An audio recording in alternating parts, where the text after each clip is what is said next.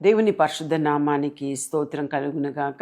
ఈ దినముకైన దేవుని వాక్యంను చూద్దాం. కీర్తనల గ్రంథము 34:19 రాయబడి ఉంది. నీతిమంతునికి కలుగు ఆపదలు అనేకములు, వాటన్నిటిలో నుండి యెహోవా వాణిని విడిపించును.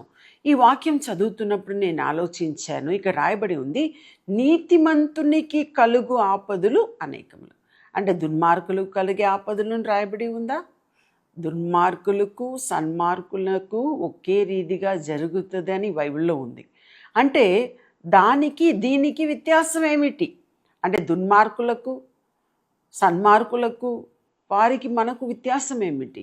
అంటే దుర్మార్గులు కొన్నిసార్లు వారు ఉన్న ఆ ఒక సమస్యలోనే వారు మునిగిపోవచ్చు.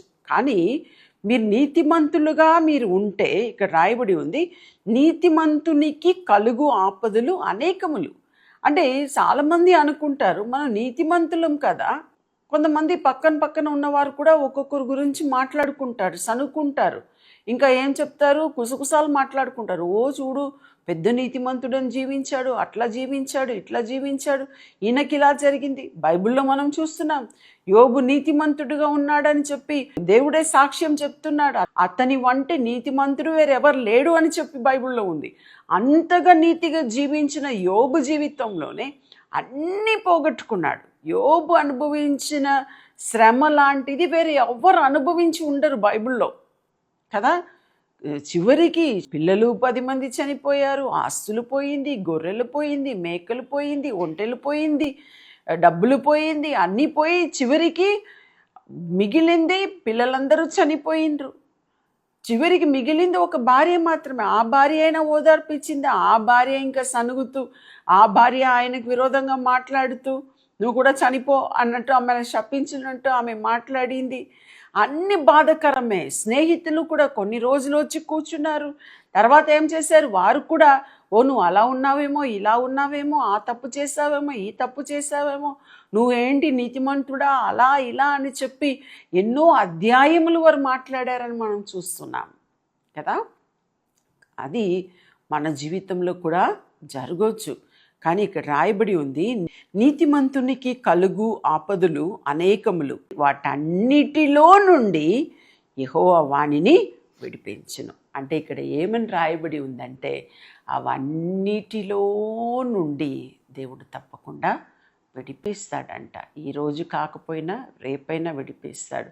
యోబు జీవితంలో మనం చూస్తున్నాం. ఆ రీతిగా దేవుడు ఏం చేశాడు?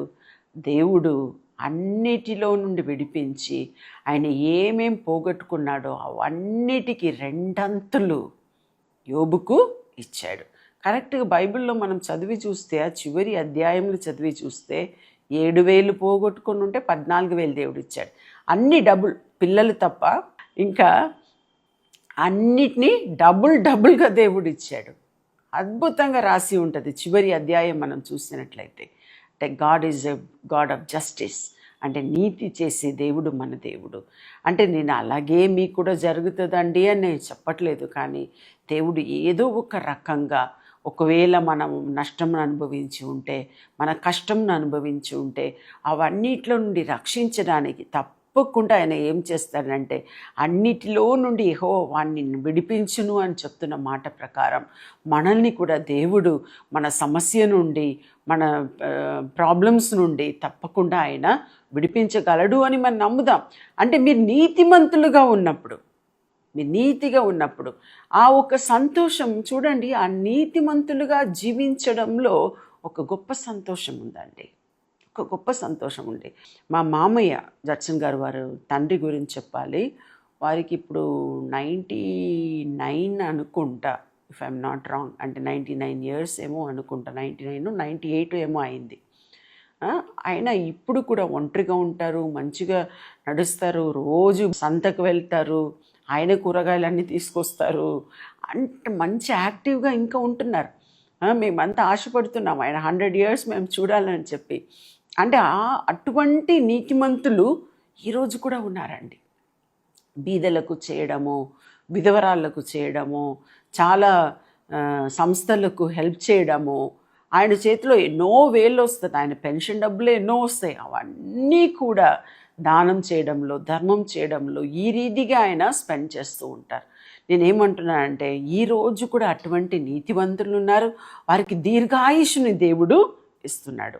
ఇక్కడ కూడా మనం చూస్తున్నాము, యెహోవా వాణ్ణి ఇక్కడ విడిపించును అని రాయబడింది. అన్నిట్లో నుండి యెహోవా వాణ్ణి విడిపించును అంటే దేవుడు మనల్ని కూడా అలా విడిపించగలడు. మనకు కూడా ఆయన నీతి చేస్తాడు, మనకు ఆపదలో నుండి రక్షిస్తాడు అని మనం నమ్ముదాము. దేవుడు మన జీవితంలో కూడా గొప్ప కార్యంను చేస్తాడు. ప్రార్థన చేసుకుందాం. ప్రభువా, నీకు స్తోత్రం చెల్లిస్తున్నాం తండ్రి. మాకు ఒకవేళ శ్రమ వచ్చినా, ప్రభువ దుఃఖం వచ్చినా, మేము నీతిమంతులుగా ఉన్నప్పుడు ప్రభువ మా ఆపదలన్నిటిలో నుండి మీరు రక్షిస్తారు అని చెప్పి, వాణ్ణి విడిపించును అని చెప్పి ఈరోజు మేము చూసిన వాక్య ప్రకారం తండ్రి, ఎవరెవరు నీతిమంతులు నీ వైపు చూసి మొరపెడుతున్నారో ప్రభువ, వారిని ప్రభువ అన్ని వేదనల నుండి, అన్ని శ్రమల నుండి విడిపించమని నేను ప్రార్థిస్తున్నాను తండ్రి. సమస్త విధమైన ఆటంకములను, దుష్టుని ప్రభావములను, చీకటి శక్తి క్రియలను యేసు నామములో నేను లయపరుస్తున్నాను తండ్రి. ప్రభువా, నీకు స్తోత్రం చెల్లిస్తున్నాను ప్రభువా. వారికి విడుదలను తండ్రి, వారికి ప్రభువా మంచి దినములను ప్రభువా వారికి చూపించమని, వారిని దీవించమని, ఆశీర్వదించమని, వారికి దీర్ఘాయుషులను దయచేయమని ప్రభువా, వారికి మంచి క్షేమస్థితిని దయచేయమని ప్రార్థిస్తున్నాను తండ్రి. నీ చేతికి వారిని అప్పగిస్తున్నాను ప్రభువా. మీరే తోడుని నడిపించమని యేసునామములో అడిగి ప్రార్థిస్తున్నాం తండ్రి. ఆమేన్. హాయ్, ఈ వీడియో ద్వారా మీరు దీవించబడినట్లయితే మరి తప్పకుండా లైక్ చేయండి.